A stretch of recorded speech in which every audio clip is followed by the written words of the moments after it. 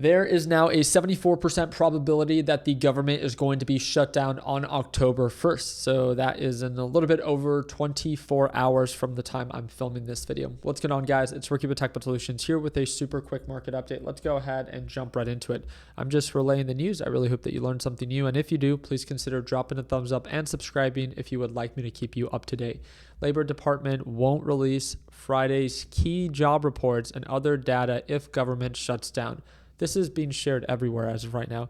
I haven't seen this, right? So if the government does get shut down, that would be pretty much tomorrow at midnight.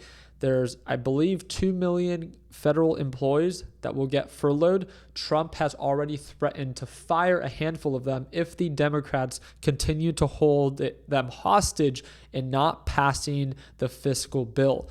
So pretty much summarizing the video that I made earlier today, please go and watch it if you want to know a little bit more about the details, is that they're just trying to pass a clean bill as of the Republicans to just continue funding for the government for the next 12 months.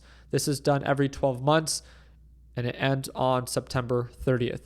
The Democrats are using this as an advantage to leverage another bill and a policy extension of Obamacare.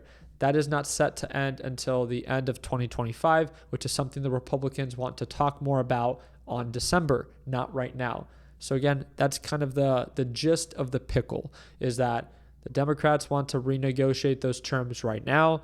The Republicans say, no, that's a conversation for December. Let's just pass this and get the government funded.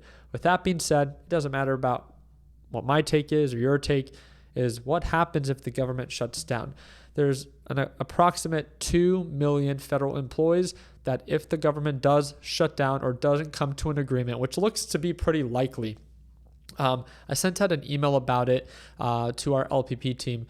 It's not the end of the world. And if you look at, historic data based off of what I shared today, if you date back to like 1979, something like that, there's been 22 government shutdowns, and rarely ever does it actually lead to a significant loss. And if there is some form of retracement, and again, I want markets to pull back, so this should excite me, right? But it's a short-lived sell-off, if that. Because even if the markets do end up selling off, markets tend to recover quickly shortly after, as soon as the government opens back up and they pretty much compromise, because that's often what they tend to do. It's like 1 or 2 days go by and then they compromise, come to a solution, and then move forward. Of course, we're currently in unprecedented times, right? So something significant might end up happening this time that hasn't happened in the past before. That's all a possibility. But based off of the data, and that's what I wanted to share with you guys, feel free to look it up. More often than not, markets always end up recovering. So if markets do end up selling off, this is a great reminder to our short sellers, is never be afraid to take profits, right? Market direction is still incredibly bullish. It's all in favor for the bulls. We do have a handful of reports that are for the labor market, right? This week. And one of the most important ones is on Friday. We have the non-farm payrolls, which again, a lot of people were anticipating and really looking forward to, because right now the Federal Reserve, they're really dependent on that data. And second is the unemployment rate. If I'm not mistaken, I thought the unemployment rate was going to be, let me see. Double check. We got the non-farm payrolls 1 hour before the market opens, and then the unemployment rate, which is also 1 hour before the market opens, with the expectation of 4.3%. According to the most recent updates, is that if the government does end up shutting down, and if it's still shut down by Friday, these data reports will not be released. I haven't seen that. So I think the last time that this has happened is dating back to 2013. And I was 17 or 18 at the time. So definitely was not as involved in the stock market then as I was now. But again, very, still looking forward to it. With that being said, what can you do during a volatile time? Just be mindful of your exposure. Be mindful of your leverage. That's all we're here to say, right? When you look at the data, yeah, there might be some short-term volatility. We might see some retracement potential, just like we talked about.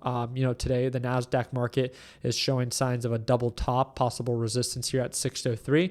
And the closer we get to a government shutdown, the more likely the markets will retrace. But again, historically speaking, when looking at the data, it's a short-lived negative catalyst. Remember, I want markets to sell off, so I should be super excited, but there's no reason to blow this out of proportion. It could be maybe 1 or 2 red days of a nice little pullback, but we all know that markets are always eager to recover. And I think that's the most encouraging part, is that if you are a long-term investor, then welcome the volatility. Let the markets pull back. Don't get shaken out. Just be mindful of your exposure. That's always what we're here to remind our beginner traders, is that you should never be afraid to take advantage of an opportunity.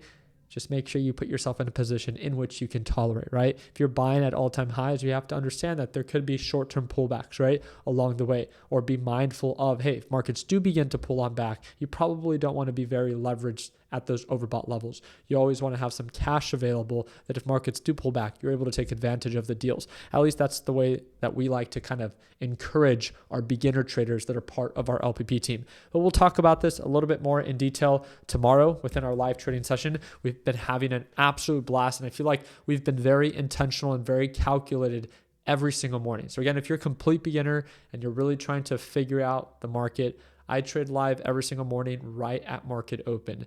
And again, this is a great time where you can get really plugged in. If you want to learn more about it, it's the second link in the description down below.